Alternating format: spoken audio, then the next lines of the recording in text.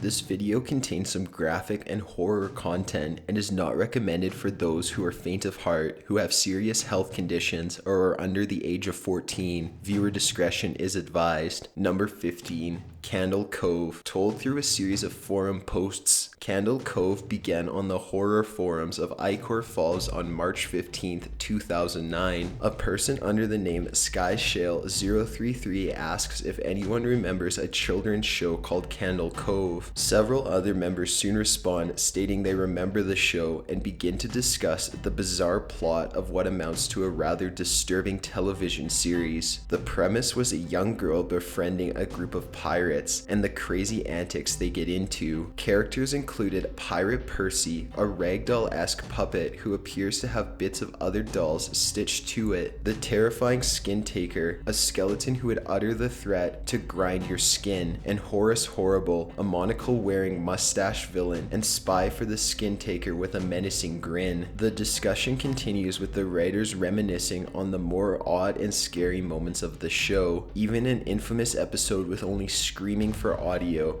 and the main character crying. The posts end with a user by the name of Mike Painter 65 remembering how he asked his mother about the show, and she said how she remembered he would go to the TV the same time every week to watch Candle Cove, only for him to be watching static for 20 minutes. A fan video of the screaming episode has appeared online, recreating the surreal episode. Fans of the story wishing to keep the idea alive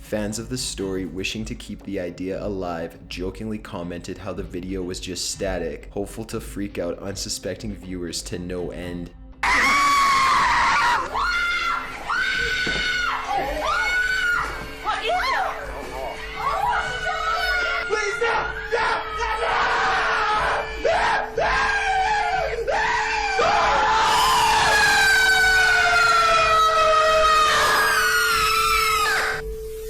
Number 14. Robert the Doll. Artist Robert Eugene Otto receives a doll in his childhood between the late 1800s and early 1900s, which he names Robert after himself. However, the doll begins to take on a life of its own and starts terrorizing the Otto family after a servant was suspected of performing black magic on Robert. Apparently, Otto could be heard by his mother talking to Robert, and she would hear Robert respond. Household objects would move around or go missing, and Otto would always say Robert did it when asked by his mother where the objects went. Otto kept Robert into his adulthood and reportedly drove his wife insane. Neighbors would report seeing Robert running around the house when nobody was home. While sounding like a Child's Play inspired story, the true horror in this creepypasta is Robert the Doll actually exists and is on display at the East Martello Museum in Florida. The story of Robert's devilish activities are also highly documented, which is why the story has remained popular. Enthusiasts travel to the museum in order to get a glimpse of Robert, and it has been reported that Robert hates having his picture taken and will blur himself out of pictures with a blinding light even though a person's flash is off. Staff have also said they have found Robert in a different position in the morning than he was in the past evening. Readers of Robert's story are left to decide whether the stories are true or if they are only an early example of creepypasta. A fair warning: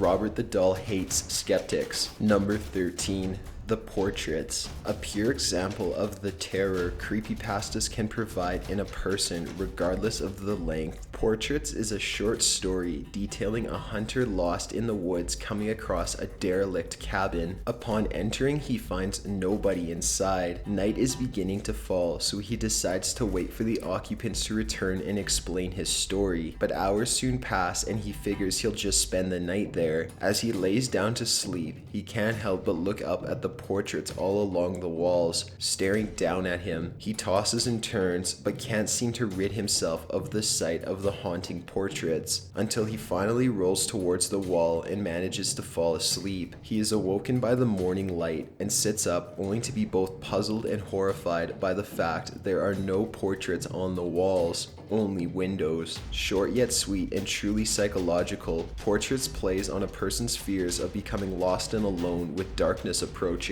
It also has the creepypasta charm of acting quite normal through most of it, and then placing the absolute terror into readers with the last line. Number 12. Squidward Suicide. While no longer possessing the same strength and horror it did when it was written, Squidward Suicide was at a time the most popular creepypasta on the web. In the genre of lost episodes, the story is told through the eyes of a Nickelodeon intern in 2005, and he and his co-workers receive a tape labeled Squidward Suicide. They all decide to watch the film and find a disturbing twist on the beloved SpongeBob SquarePants program. The episode depicts the typically cynical Squidward sitting on a bed while unsettling sounds play in the background. Quick flashes depicting dead children and other macabre scenes appear on screen, and the sounds increase in volume. Squidward now appears to be faded black and his eyes are turning red. At the end of the video, Squidward shoots himself as a strange demonic voice eggs him to do it, and the tape ends. The employees dismiss the tape as a prank,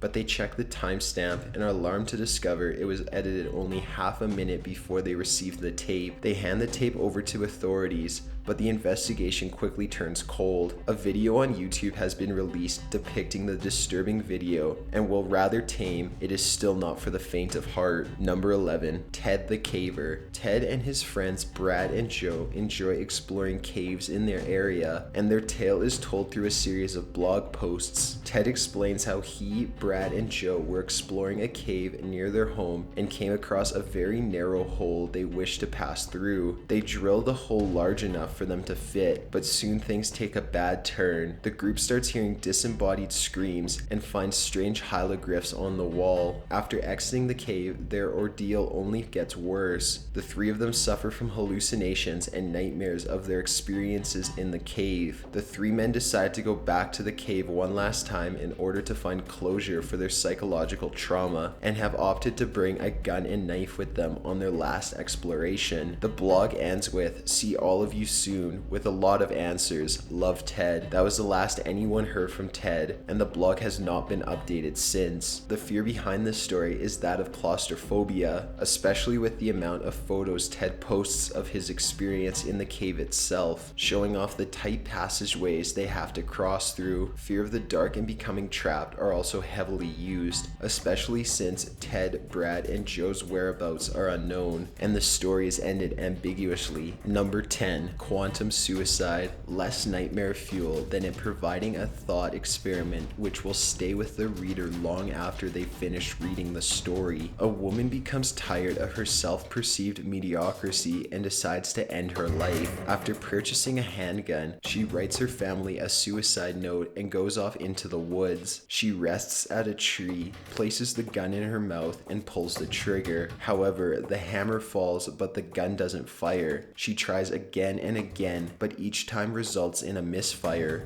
causing her to grow angry. The narrator then details how she read a thought experiment years earlier about the idea a person can obtain immortality via the quantum suicide. They kill an alternate version of themselves instead, leaving them unharmed. With each pull of the trigger, she has killed herself in a parallel reality. 10 days after she left, a search party finally finds her still against the tree, having died of dehydration. The narrator then reveals while the suicide can't kill a person, the rule doesn't take other causes of death into account. Number 9, two-sentence horror stories. A subgenre of creepypasta, two-sentence horror stories are exactly as their title sounds. Horror stories told in 2 lines or less. While some might find this silly, once they begin reading examples, it is easy to understand why they fit in so well to the horror genre and creepypasta world. Many of them are written by internet users and range from bizarre to terrifying to sleeping with the light on tonight. Some examples: by Graboid27, I can't move, breathe, speak, or hear, and it's so dark all the time. If I knew it would be this lonely, I would have been cremated instead. By The Real Hat Man, I woke up to hear knocking on glass. At first I thought it was the window until I heard it come from the mirror again. By Gutseless, there was a picture in my phone of me sleeping. I live alone. By Vault Kid 321, I can't sleep, she whispered,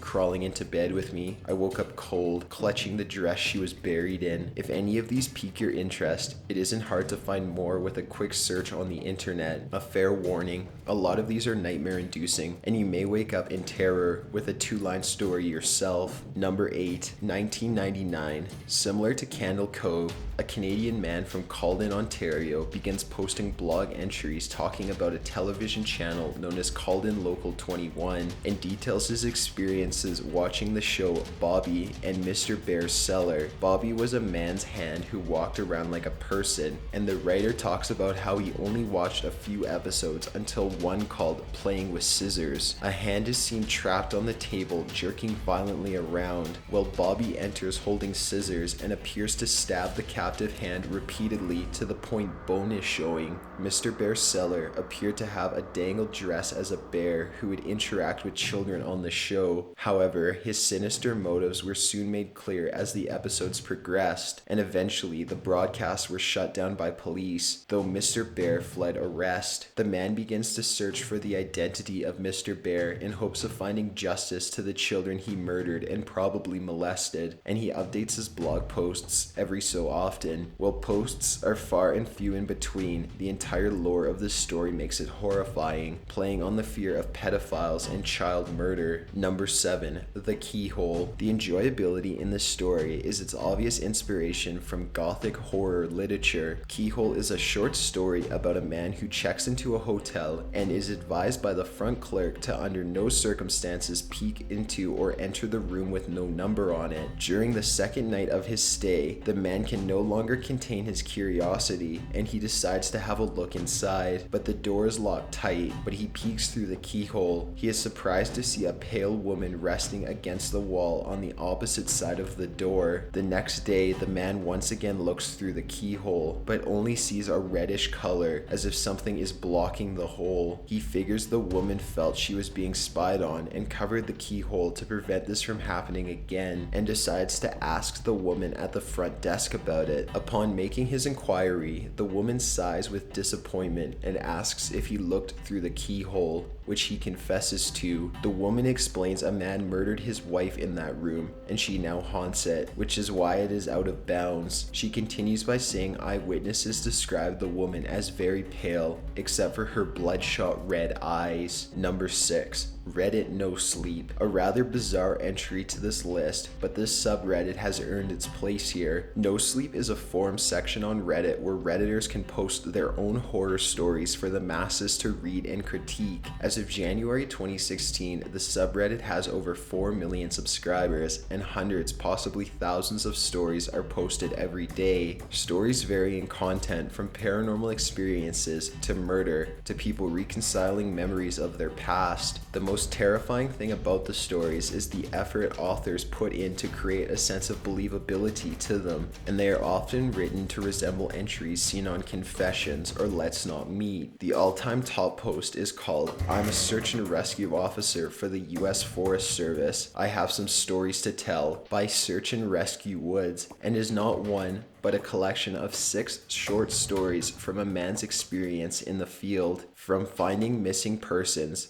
dealing with delusional people, and hints of some sort of spiritual evil being present in the area he works in. It became so popular, a part 2 following the same themes was written. No Sleep certainly deserves its title, as like other creepypastas, it ranges from the bizarre and thought-provoking to the nightmare-fueled bound to keep people up at night. Number 5, Bongcheon-Dong Ghost. Taking creepypasta to the next level, Bongcheon-Dong Ghost is a webcomic about a young girl walking home in the mid-evening when she encounters a woman walking ahead of her. As the girl gets closer, she notices the woman is amiss, and she is walking with a disfigured leg. As the girl stops to assess what is happening, the reader is taken by surprise when the comic suddenly moves as the woman turns her neck completely around, with the sound of a neck cracking accompanying it. The woman says she is looking for her baby, and the terrified girl points ahead, saying the baby is over there. The woman continues walking as the girl turns to make a quick getaway in the opposite direction. Believing she is safe, she suddenly hears the woman scream behind her, and when she turns, the reader is once again startled by another motion frame of the woman rapidly spider walking towards the girl, and the readers get a full view of the woman's disfigured face. The story ends with the girl explaining how she was found unconscious by a passerby a few hours later, and how she learned a woman committed suicide in the apartment complex complex next to the incident by jumping from the top floor after her baby was taken away. The story draws inspiration by J&K horror stories and movies such as Ju-on and Ringu, and plays a psychological game with the reader, with the fear of anticipating a scare more horrifying than the scares themselves. Number 4. Jeff the Killer. Like others on this list, it would not be complete without Jeff the Killer, an early example of creepypasta and playing on the fears of one being defenseless as we sleep. Jeff the Killer is a tragic story of a boy who went to a neighborhood birthday party with his brother. While waiting for the bus, he and his brother are attacked by 3 bullies, but Jeff gets the upper hand and leaves the boys bloodied. Jeff finds an overwhelming satisfaction in hurting them, and he and his brother flee out of fear of getting in trouble. Later at the party, the bullies return and light Jeff on fire, horribly disfiguring him. The bullies confess to the attack and are sent to juvie, but that's not where the story ends. One day, Jeff's mother hears crying from the bathroom, and when she goes to investigate, she finds Jeff carving a permanent smile into his face, having already carved out his eyelids so he could never sleep again. Jeff's mom flees to her room and screams for her husband to wake up, but Jeff is already there saying, "You lied to me, mommy," before killing her and his father. Jeff then kills his brother, whispering, "Go to sleep," while stabbing him. Jeff is never seen again, but the story ends with the familiar warning of Jeff still being out there, waiting to kill his next victim. Number 3. Slender Man. Undoubtedly the most famous icon of creepypasta, the Slender Man is a paranormal figure who is bald, completely white, faceless, and wears a black suit and tie, and appears to transcend time and space with the sole goal of kidnapping children. Afterwards, he would brainwash them to become his proxies and commit acts of kidnapping, assault, and even homicide. The origins of Slender Man appear to be on the Something Awful forum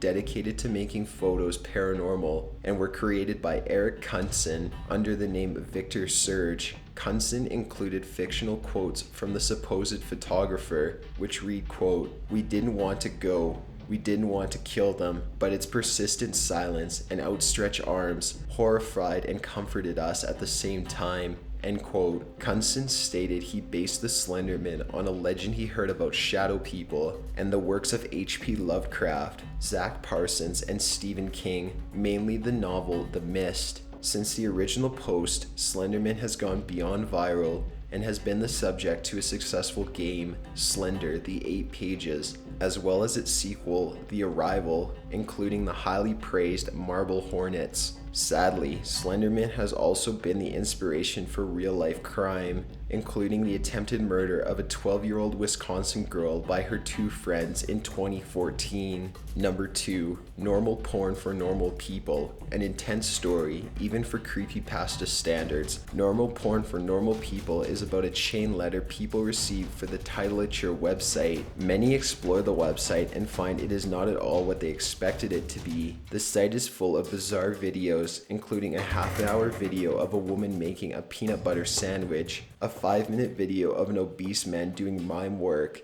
and a 5-minute video of a legless man attempting to break dance. The final video discussed in the story is called useless.avi and runs for 18 minutes. A woman is seen tied to a bed with her mouth taped. After some time, a man in a suit opens the door and releases a shaven chimp into the room. The man leaves the chimp in the room alone with the woman, and the chimp begins brutally maiming the woman and even consumes parts of her body as she screams in agony. While some would dismiss the horror element of this entry as being unrealistic, it should be reminded the existence of various disgusting acts being committed and broadcasted on the deep web, giving normal porn for normal people a slight edge in the believable category. Number 1. The Russian Sleep Experiment. Inspired by the Soviet-American technological race during the Cold War, the story begins in the late 1940s in Soviet Russia. A group of scientists and military personnel are conducting experiments to create a gas which forces people to stay awake for long periods of time.